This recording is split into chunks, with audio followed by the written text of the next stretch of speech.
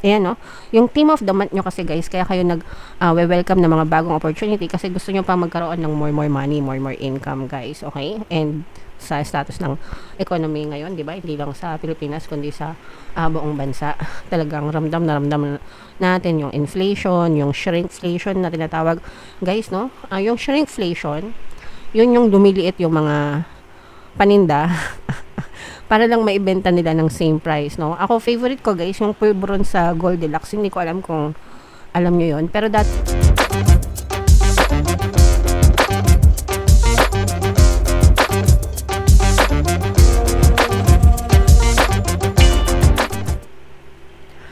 hello guys, hello Pisces. Welcome back to Pinoy Pixie Tarot. Ang pamagat ng episode natin for tonight is monthly check-in mga kapiksi para ngayong September para sa Pisces, Sun, Moon, Rising sign, and Venus. In case guys na hindi kayo nakaresonate dun sa ating monthly reading for September, check nyo tong video na to, baka nandito yung energy nyo guys.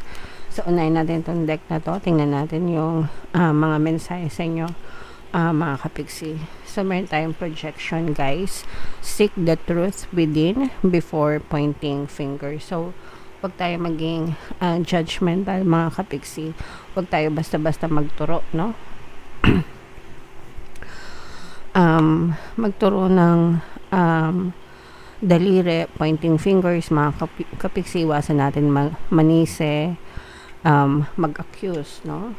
Ng ibang tao ng basta-basta na lang without even knowing the real context, especially guys, no, sa social media mga kapiksi. So kasi pag sa social media hindi natin nalalaman yung totoong context, no, ng story mga kapiksi. Dapat nakikibasa lang tayo guys, pero na lang dun sa mga gahaman if you know what I mean mga kapiksi, pero nasa proper channeling pa rin mga kapiksi. Basta wag kayo mambubuli guys, and yeah, wag kayo mambubuli mga kapiksi.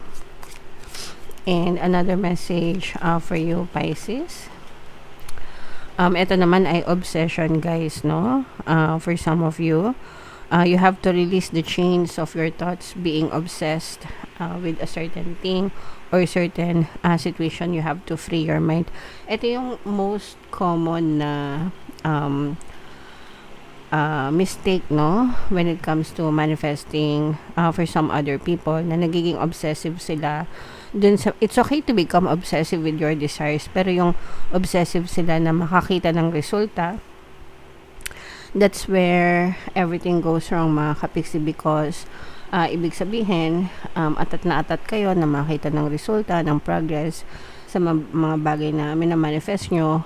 And ang drawback kasi nun guys, kapag hindi kayo nakakita ng resulta, nagbabackfire siya sa inyo and naninega kayo mga kapiksi, and it creates more resistance or more balakid, okay? So if you have like a particular desire guys, just send it out to the universe, do your thing, pray, affirm, diba? Mag-effort, positive mental diet, and you just wait. The universe will deliver it to you. Let the universe do the work for you mga kapiksi. Alright? So yan yung message para sa inyo Pisces. And another one, ito naman ay betrayal mga kapiksi. So mag-ingat kayo guys, no? Maaari kayo mabiktima ng betrayal, deception, lies, sinungaling, dishonesty, backstabbing, traidor, yan. So always be careful. Syempre kahit naman sabihin natin nag-iingat tayo, kung gagawin talaga nila yon sa atin, di ba? Hindi natin makakontrol, but you should have to learn to have boundaries. Excuse me guys. Sorry, nangangatin na lamunan natin. Yeah, kailangan magkaroon tayo ng boundaries mga kapiksi. Learn to say no, learn to put walls kung kinakailangan, para hindi kayo abusuhin ng ibang tao and hindi kayo masaksak, patalikod. Doon kasi nangyayari yon, nag-start yung betrayal. If you trust too much, walang boundaries. So, people take advantage, no? So, yeah, mag-ingat guys. Comment down below, Pisces, if feeling nyo naka-resonate kayo dyan. Hanapin natin yung energy nyo guys. Habang sinashuffle ko to, panoorin nyo muna yung video natin regarding sa ating paano mag-manifest ng abundance video course. Kapiksi, sawa ka na ba sa mga struggles at hirap sa buhay mo? Masipag ka ba at masikap sa buhay ngunit hindi ka pa rin umaasenso? Ilang beses ka na bang nag-attempt mag-negosyo at mag-invest pero palagi ka pa rin nalulugi? Sa pagkakataon na ito ay maaaring may subconscious beliefs ka na nagiging balakid sa iyong pag-unlad at pagyaman. Introducing, paano mag-manifest ng abundance video course. Dito ay matututunan mong ma-overcome ang mga balakid mo para tuluyan ka ng umunlad, umasenso, sumagana, maging matagumpay, successful at maswerte sa iyong kabuhayan, pera, trabaho, negosyo, salapi at kaperahan ng bonggang-bongga. Dali, mag-send na ng email sa pinoypixie@gmail.com at simulan na ang iyong pagyaman ngayon. Alright, so sa lahat ng gusto mag-avail ng course guys, naka-flash sa screen nyo. Una, meron tayong paano mag-manifest ng abundance video course.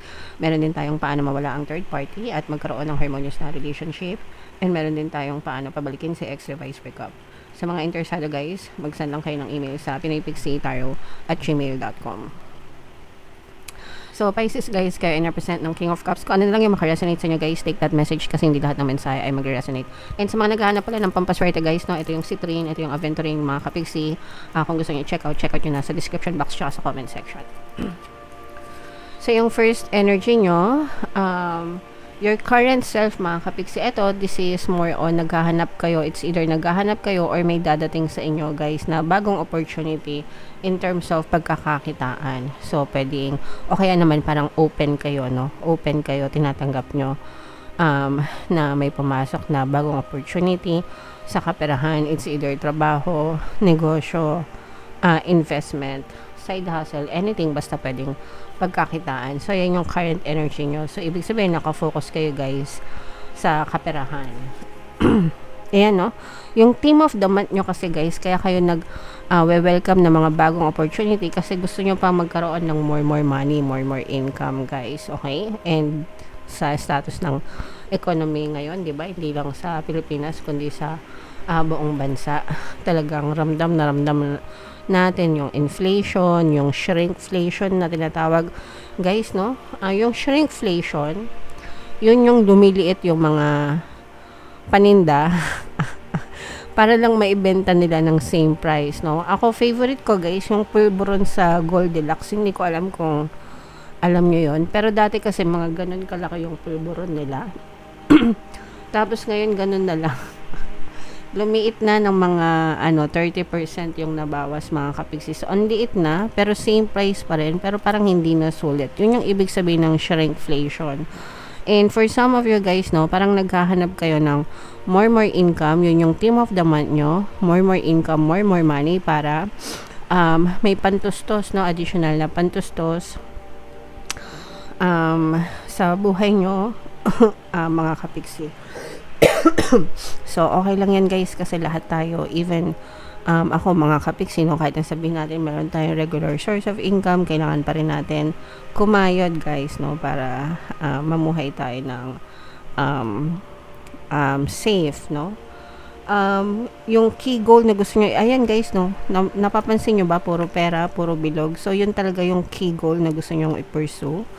Yung mga tungkol sa kaperahan, mga good news sa kaperahan, mga balita tungkol sa kaperahan, mga impormasyon tungkol sa kaperahan.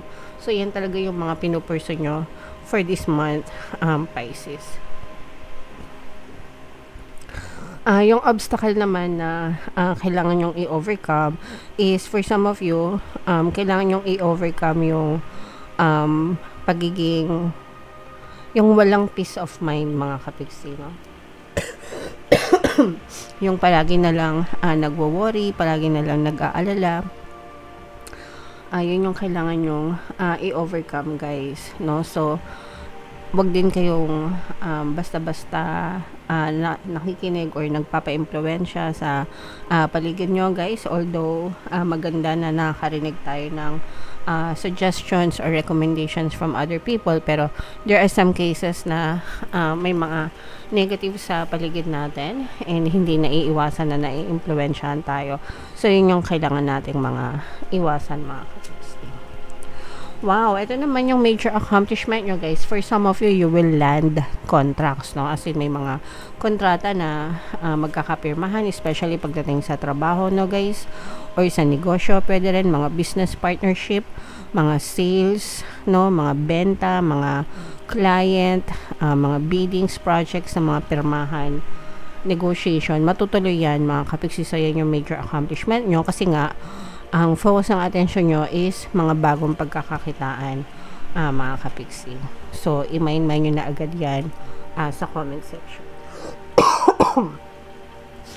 Mga what to avoid, ito guys, yung kailangan nyong i-avoid is yung mga duda and takot, no? Kasi yung mga doubts and fears, especially fears, guys, yung favorite na sinishare ko sa inyo, quote from the book, The Dune, no?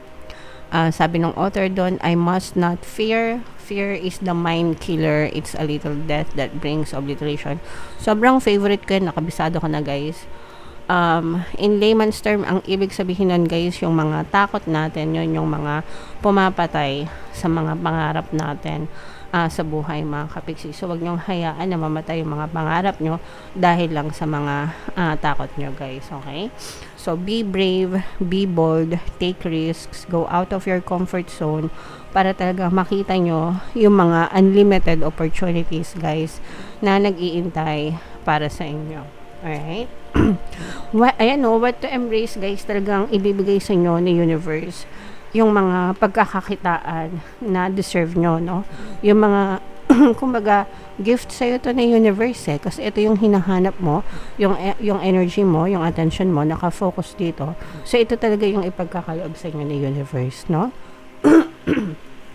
Excuse me. So, yakapin nyo ito, guys, and make sure na pahalagahan, no, lahat ng blessings na dumadating sa inyo, sinupin nyo, mga kapiksi, wag nyong lustayin sa isang iglap lang, maaaring pwedeng mawala lahat yan.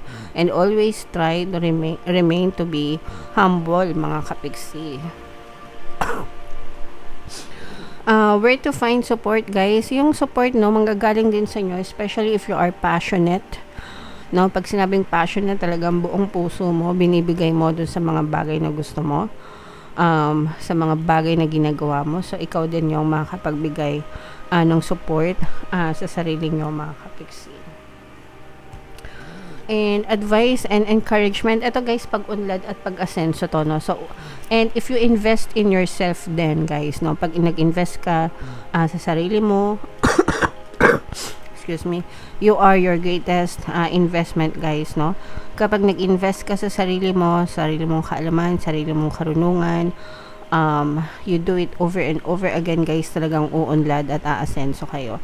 So, ito guys, i-mind nyo na itong pag-unlad, pag-asenso, mga bagong opportunities sa kaperahan, mga bagong kontrata, pirmahan, more money, more blessings sa inyo, guys.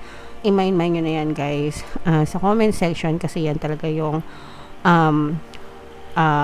tawag dito, positive energies for you, guys. Alright? Comment down below, mga kapiksi, if feeling nyo naka-resonate kayo for more tarot readings. Ito yung playlist nyo. Ito naman yung ating success stories ng paano mag-manifest ng abundance video course. Thank you for liking, sharing, and subscribing, guys. See you next time. I love you all. Have a nice day. Bye-bye.